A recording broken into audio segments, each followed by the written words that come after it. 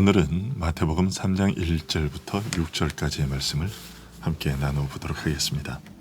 마태복음 3장 1절부터 6절까지 말씀인데요. 제가 봉독해드리겠습니다. 그때에 세례 요한이 이르러 유대 광야에서 전파하여 말하되 회개하라 천국이 가까이 왔느니라 하였으니 그는 선지자 이사야를 통하여 말씀하신 자라. 일러스되 광야에 외치는 자의 소리가 있어 이르되 너희는 주의 길을 준비하라 그가 오실 길을 곧게 하라 하였느니라. 이 요한은 낙타털 옷을 입고 허리에 가죽띠를 띠고 음식은 메뚜기와 석청이었더라. 이때에 예루살렘과 온 유대와 요단강 사방에서 다 그에게 나아와 자기들의 죄를 자복하고 요단강에서 그에게 세례를 받더니. 아멘. 로마서에서 바울 사도는 복음이란 하나님이 선지자들을 통하여 그의 아들에 관하여 성경에 미리 약속하신 것이라고 말합니다. 즉 구약에 예언된 그리스도에 관한 사실들을 복음이라고 한 것이죠. 그리고 마가는 마가복음 1장 1절에서 예수 그리스도를 통한 하나님의 구원 사역의 시작, 즉 복음의 출발점을 세례 요한의 사역으로 소개하고 있습니다. 하나님의 아들 예수 그리스도의 복음의 시작이라고 말하면서 세례 요한에 대한 기록을 먼저 언급하는 것이 그것입니다. 즉 그리스도께서 본격적인 사역을 시작하시기에 앞서 세례 요한이 그리스도 앞서서 준비한 것까지 복음에 속한 것이라고 알려주고 있는 것이죠. 이런 사실은 사도행전 1장 21절을 통해서도 더 확실히 드러납니다. 사도행전 1장 21절에서 11명의 사도들은 가룟 유다를 대신하여 그리스도를 증언할 사람을 채우기 위한 조건을 제시하면서 요한의 세례로부터 우리 가운데 올려져 가신 날까지 주 예수께서 우리 가운데 출입하실 때에 항상 우리와 함께 다니던 사람 중에 하나를 세워라고 말합니다. 이처럼 복음, 즉 그리스도의 구원 사역의 출발점은 세례 요한으로부터 시작됩니다. 하나님께서는 이 사실을 이사야 선지자와 말라기 선지자를 통해 예언하셨습니다. 이사야 선지자는 이사야 40장 3절에서 외치는 자의 소리여 이르되 너희는 광야에서 여호와의 길을 예비하라 사막에서 우리 하나님의 대로를 평탄하게 하라는 말로 세례 요한의 사역이 있을 것임을 예언했고, 마가는 이것을 마가복음 1장에서 인용하고 있습니다. 그리고 말라기 선지자는 말라기 3장 1절에서 보라 내가 내 사자를 보내리니 그가 내 앞에서 길을 준비할 것이요 라는 말씀과 말라기 4장 5절에 보라 여호와의 크고 두려운 날이 이르기 전에 내가 선지자 엘리야를 너희에게 보내리니 라는 말씀으로 세례 요한이 그리스도의 사역을 준비할 것임을 예언했습니다. 이 역시도 마가복음 1장에서 인용되고 있습니다. 그리고 사도 요한은 요한복음 1장 17절에서 율법은 모세로 말미암아 주어진 것이요 은혜와 진리는 예수 그리스도로 말미암아 온 것이라고 말함으로써 세례 요한을 기준점으로 하여 구약과 신약, 율법 시대와 복음의 시대가 나뉘고 있음을 알려주고 있습니다. 이상의 기록들을 통해 우리는 세례 요한의 사역이 복음의 시작임을 알 수 있지만 여전히 우리에게는 한 가지 궁금증이 남습니다. 그것은 세례 요한의 사역이 왜 그리 중요하게 다루어지고 있는가 하는 것입니다. 그것은 아버지 하나님께서 자기 아들을 나타내실 때가 온전히 이를 때까지는 그 아들의 삶이 사람들에게 널리 알려지지 않고 그 아들도 드러내지 않게 하시기로 작정하셨으나 그렇다고 해서 그리스도의 사역이 중단된 채로 있지 않았다는 것을 알려주시기 위해서입니다. 누가가 예수님의 12살 때의 일을 잠시 언급한 것 이외에 복음서 기록자들인 마태, 마가, 그리고 누가는 공통적으로 예수님의 유년 시절에 대해 언급하지 않고 있습니다. 복음서 기록자들은 하나같이 그리스도께서 사적으로 은밀하게 보내신 기간 전체를 생략하고서 곧장 그리스도가 30살이 되어서 구속주로서의 세상에 공개적으로 드러난 때로 건너뛰고 있습니다. 복음서 기록자들 모두가 공통적으로 이런 방식의 기록을 남겼다는 것은 분명히 여기에 하나님의 섭리가 작용했다고 말할 수밖에 없습니다. 그러면 하나님은 왜 그리스도의 유년 기록들은 기록하지 않도록 하셨을까요? 그것은 우리가 그리스도는 어떤 성장 과정을 거치셨을까 하는 사실에 관심을 기울이기보다는 그리스도는 어떤 분이신가에 대한 관심을 기울이고 알기를 원하셨기 때문입니다. 마태, 마가, 누가복음의 기록을 보면 하나님께서 그리스도의 유년 시절에 대한 기록들을 기록하지 않게 하신 섭리의 목적이 첫째로는 그리스도가 참 사람이시라는 것을 나타내시는 것에 있었고, 둘째로는 그리스도가 아브라함과 다윗의 자손으로 오신 분이라는 것을 알리는 데에 있었으며, 셋째로는 목자에 대한 이야기와 동방에서 온 박사들의 이야기, 그리고 시므온에 대한 기록들을 통해서 그리스도가 참 사람이시면서도 신성을 지니신 참 하나님이시라는 것을 알리시는 것에 있었음을 깨닫게 됩니다.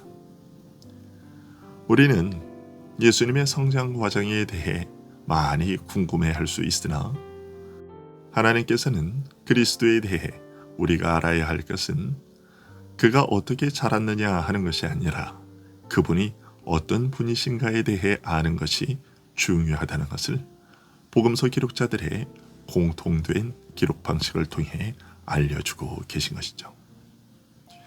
하지만 그렇다고 해서 그리스도께서 유년 시절을 보내는 동안 그리스도의 구원 사역이 중단된 채로 있었던 것이 아니라 세례 요한을 통해 그 일은 계속되고 있었던 것입니다. 그리스도께서 대중에게 자신을 구원자로 드러내시기 이전에 사람들에게 그리스도를 받아들일 수 있도록 준비하고 그리스도가 약속된 구원자임을 소개하는 일을 하게 하셨던 것이죠. 따라서 세례 요한의 사역을 가리켜 복음의 시작이라고 하는 것이며, 그래서 그의 사역이 중요하게 다루어지고 있는 것입니다. 그러면 세례 요한은 구체적으로 어떤 일을 행했을까요? 마태는 오늘 본문에서 세례 요한이 유대 광야에서 회개하라, 천국이 가까이 왔느니라고 외쳤다는 말로 그가 어떤 사역을 감당했는지 알려주고 있습니다. 이 사실을 마가와 누가는 죄 사함을 받게 하는 회개의 세례를 전파했다고 소개하고 있습니다. 새 복음서 기록자들이 전해주고 있는 세례 요한의 말을 통해 우리는 하나님의 의로부터 소외되고 천국에서 추방되었던 사람들을 하나님이 다시 그에게로 모으셔서 그들로 하여금 하나님의 인도하심 아래에서 살게 하기 위해 그리스도를 보내셨다는 것을 알게 됩니다. 그리고 그 일은 하나님이 아무 자격도 없는 무가치한 자들을 값없이 양자로 삼으시고 그 죄들을 사해 주심으로써 그들을 하나님과 화목하게 하실 때에 이루어진다는 것을 알게 됩니다. 한마디로 말해서 천국은 다름 아니라 하나님이 새 생명을 주셔서 우리를 회복시키시고 저 복된 영원한 삶에 대한 소망을 갖게 하시는 것이라는 말입니다. 하나님은 죄와 사망에 매여 종살이하던 우리를 구원하셔서 그의 소유로 삼으심으로써 이 땅에서 순례길을 가는 동안에도 우리로 하여금 믿음으로 천국의 삶을 누릴 수 있게 하십니다. 그리스도께서 오신 이유가 바로 이것이죠. 이런 이유로 바울 사도는 에베소서 1장 3절에서 하나님 곧 우리 주 예수 그리스도의 아버지께서 그리스도 안에서 하늘에 속한 모든 신령한 복을 우리에게 주셨다고 말합니다. 그래서 이제 우리는 우리가 죽은 자 같을지라도 우리의 생명이 안전하다는 것을 압니다. 왜냐하면 우리의 생명은 그리스도와 함께 하나님 안에 감추어져 있기 때문입니다. 이런 사실을 근거로 해서 세례 요한이 회개하라, 천국이 가까이 왔느니라고 한 말을 비로소 이해하게 됩니다. 세례 요한은 회개하라, 그리하면 천국이 나중에 가까이 올 것이다 라고 말하지 않았습니다. 그는 하나님의 은혜가 어떤 것인지를 제시하고 난 후에 사람들에게 회개하라고 권면하고 있는 것입니다. 이것으로부터 우리는 회개의 토대는 하나님의 긍휼하심이고 하나님은 그 긍휼하심으로 인해 잃어버린 자들을 회복시키신다는 사실을 분명히 알게 됩니다. 마가와 누가가 세례 요한이 죄의 사함을 받게 하는 회개의 세례를 전파했다고 말했을 때 그 말의 의미는 방금 말씀드린 것과 다르지 않습니다.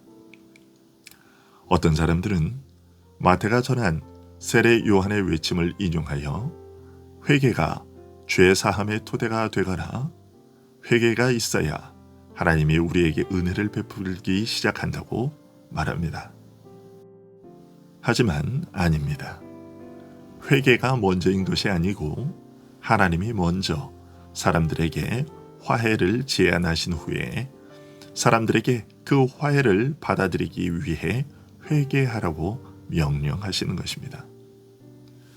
저 비참한 존재인 사람들을 하나님의 은혜 속으로 받아들이셔서 그들의 죄를 그들에게 돌리지 아니하시는 하나님의 무조건적인 사랑이 순서상으로 먼저인 것처럼 죄의 사함이 그리스도 안에서 우리에게 주어지는 것은 우리를 우리의 죄로부터 치유하시기 위해서인 것입니다. 실제로 죄를 미워하는 마음과 범죄한 것들에 대하여 자책하는 마음이 없이는 그 누구도 하나님의 은혜를 맛볼 수 없습니다. 결론적으로 마태가 전해준 세례 요한의 회개하라, 천국이 가까이 왔느니라는 말씀과 마가와 누가가 전해준 세례 요한의 죄의 사함을 받게 하는 회례를 전파했다는 말을 연결지어 보면 마가와 누가가 말하는 죄의 사함은 마태가 말한 천국과 동일한 것임을 알게 됩니다. 즉 마가와 누가의 말을 통해 죄의 사함의 은혜가 먼저 있고 난 이후에야 자신의 죄를 깨닫고 돌이키는 회개가 있게 되는 것이고, 이것을 토대로 마태의 회개하라 천국이 가까웠느니라고 하는 말에 천국이 가까이 왔다는 말은 그리스도를 통한 하나님의 죄 사함의 은혜가 너희들 앞에 주어졌다는 말이며, 그러니 회개하라는 뜻인 것을 우리가 알게 됩니다. 하나님은 그의 긍휼하심을 인하여 값없이 우리의 죄를 용서하시고 영원한 사망의 정죄로부터 우리를 구원하셨습니다. 마찬가지로 우리를 새롭게 하셔서 그의 형상을 닮게 하심으로 우리로 하여금 의에 대하여 살게 하십니다. 하나님은 값없이 우리를 양자로 삼으셔서 그의 아들들이 되게 하십니다. 마찬가지로 그의 성령으로 우리를 거듭나게 하셔서 우리가 하나님을 우리의 아버지라 부르는 것이 결코 거짓되지 않다는 것을 우리의 삶으로 증언하게 하십니다. 또한 마찬가지로 그리스도께서는 그의 피로 우리의 죄들을 씻으시고 그의 죽음의 희생제사로 우리를 하늘에 계신 우리 아버지와 화해시키시지만, 그와 동시에 우리의 옛사람이 예수와 함께 십자가에 못 박힌 것의 결과로 죄의 몸이 죽어 우리가 의에 대하여 살게 하십니다. 요약하자면 복음은 우리로 하여금 우리 자신과 우리의 본성을 부인하고 신중함과 의로움과 경건함으로 살고 이 땅에서 천국의 삶을 묵상하는 가운데에 사는 법을 연습하게 하시기 위해 하나님이 자기 아들로 말미암아 우리의 죄들을 없애주시고 우리로 그와 교제하게 하시는 것입니다. 복음을 전파한다는 것은 바로 그렇게 죄를 멀리하고 하나님과 교제하는 삶을 사는 것입니다. 세례 요한은 바로 이 일을 이루실 그리스도를 전파하다가 그의 생을 마감했습니다. 우리의 매일도 그와 같이 복음인 그리스도를 전파하는 날들이 되기를 소원합니다. 기도하겠습니다.